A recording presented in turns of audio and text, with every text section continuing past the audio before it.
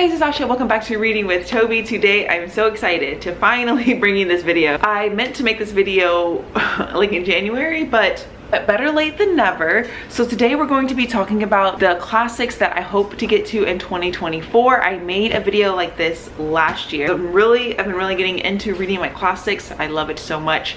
Almost every one that I pick up I have enjoyed, so I definitely want to make sure that I keep the habit up this year of having a classic. I usually read a classic alongside whatever other book I'm reading. Before we get started on this one, let's go over what I read in 2023. So here are the 10 books that I had on my 2024 TBR, and here are the books that I actually got to. Some of them I read, a couple of them I did start but I didn't finish. Actually, I think that's just one book that I started but didn't finish. There are a couple that I didn't actually get to, and then I think there's just one that I don't think I actually want to read anymore, or at least not prioritize, which is 1984. And here are my ratings for the books that I read in 2023. You can see most of them are really high, and I even found two of my favorite books of all time, which is Anna Karenina and Giovanni's Room. Let's go ahead and get to the books for 2024. We're gonna start off with the carryovers from 2023. So one of them is the one that I got halfway through, a little less than halfway.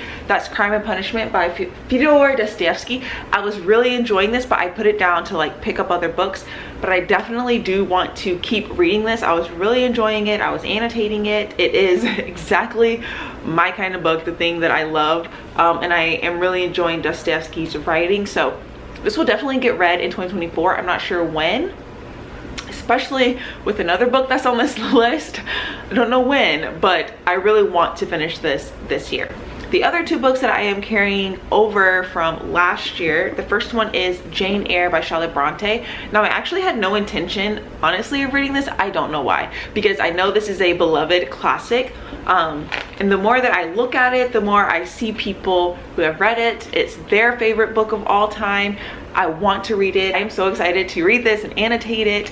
I have been thinking about this book, so this may be one that I pick up really soon. This may be the next classic that I pick up, because I've been I keep looking at it. It keeps calling to me. So this is probably the next one that I'm gonna read. The last book from 2023 that is carrying over is this one here, which is Black No More by George S. Schuler. I really adore this cover. This one, I don't know why I couldn't get to it, but again, I am gonna read it this year. I'll just read the first question, which it says, the landmark comic satire that asks what would happen if all Black people in America turned white. So I think this is going to be really interesting, and I really need to get to it. So those are the three classics that are carrying over from 2023. So let's talk about the classics that I want to read in 2024. I don't have too many more, because one of the books that I want to read this year is huge. Huge. So I have 5 more classics that I would like to get to. Again, I don't know if it's actually gonna happen. I'm looking at them now and it seems like a lot, but we'll see. First one is another James Baldwin, since I absolutely adored Giovanni's Room. That's my favorite book of all time now. I definitely want to read more of James Baldwin. And I think the next one I'll pick up is If Beale Street Could Talk.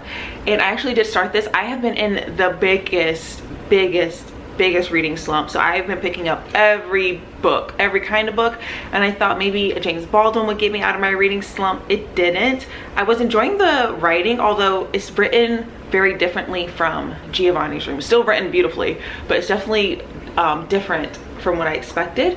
But I'm excited to get to this. I think this one you are following a woman, and her boyfriend is in prison and she becomes pregnant.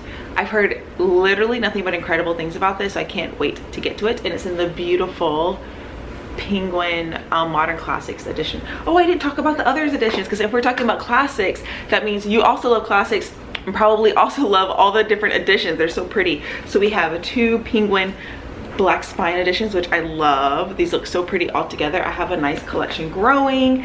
And then this one is what's this one? This is the Russian Vintage Classics edition, also by Penguin. They have French flaps, and they're inspired by Russian textiles. And then on the back there's a quote. So this one says, freedom will no longer be dear to him. He'll fall to thinking, get entangled. He'll tangle himself all up as in a net. He'll worry himself to death.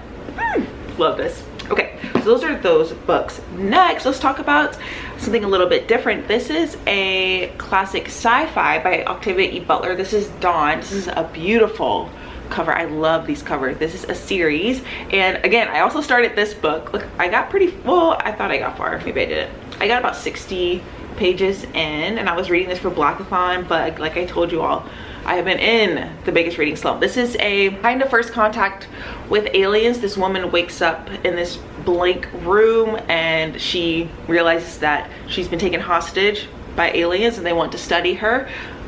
It was really good, really engaging, quick to read, but I don't know why my brain just like didn't want to read it. But this will definitely be read soon because I was really enjoying it, and one of my other goals for 2024 is to read more science fiction. So there's that one. Okay, next, this one I am really excited. This is another one that's also calling to me. So it's gonna be between this one and Jane Eyre that I pick up next. That is Brideshead Revisited by Evelyn Waugh. I don't know how you say their last name. This is so pretty. I got this. This is actually the edition that I didn't want, but I still really like it. This is another Modern Classics edition. This is older when it was like silver. I'll put the cover that I actually wanted, and I ordered it, but this is what came in the mail. That's what happened when you buy books used. This book I have actually had on my want to read for years. Like, I remember when I discovered this book on Goodreads. I was like in high school. It's a long time ago, but I thought I would enjoy it because you're following these like younger men in Oxford, and I'm always just love anything about academia. But I think this is also a novel about class, and the reason why I'm even want to pick it up this year is because of Saltburn, which this is the book that Saltburn was kind of based off of. So of course I want to read it. I loved Saltburn, and I'm actually thinking of doing a little Saltburn reading vlog where I read other books based off Saltburn.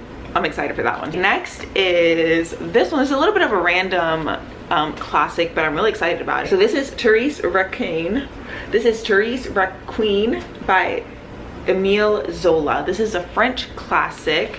This is translated by Robin. I was saying it with a French accent. Robin Buss. So I originally saw this on Instagram, and it really intrigued me because they were likening it to Anna Karenina, and that it's about a woman who commits adultery, and it's more about her trying to break free of society and the social pressure that's on women in this time period, because they also liken it to, oh, like I said, to Anna Karenina. So I was really intrigued by this. I think this is going to be so good.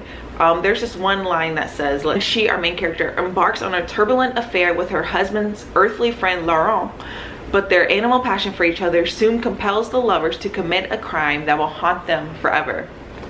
Sounds great. And then the last book, the one that I am so excited to get to, the one that is going to take up all of my time though, because it is over 1,000 pages. Can you all guess which one it is? It is War and Peace by Leo Tolstoy. Again, this is the vintage classics, the Russian vintage classics edition. Look at how stunning this is.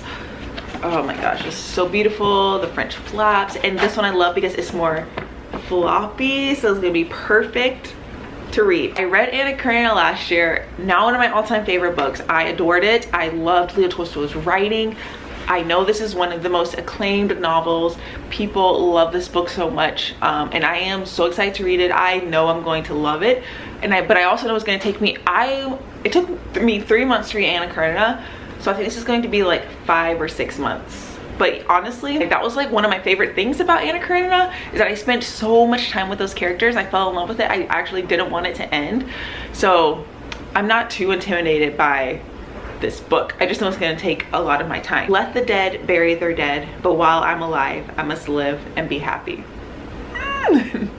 So I have a question for you all. I do obviously want to document and vlog me reading this book, but my question is, do you want to just see one big vlog of me reading this, or would you like to see multiple parts so then they will come out throughout the year, or do you just want to see one big vlog probably at the end of the year of me reading this? What do you think would be more entertaining? Because I would like to do just like a separate solo War and Peace reading vlog, similar to what Emmy did. Emma did. Her channel is Emmy. I'll link her down below. She has such a great War and Peace vlog series, and I loved it so much that I want to do something similar. But I'm just curious if you think a single vlog or multiple parts vlog would be best for reading War and Peace. So let me know your thoughts down below. For all the classics that I hope to read in 2024, I am very excited about them all. Let me stack them up so I can show you. Here are all of the classics that I hope to read in 2024. I am so excited. I hope I can actually get to it. I don't know though. This is a little intimidating looking at all these books. Let me know your thoughts down below. Are you planning to read any classics this year? If so, let me know which ones, and I will catch you all in my next one. Bye.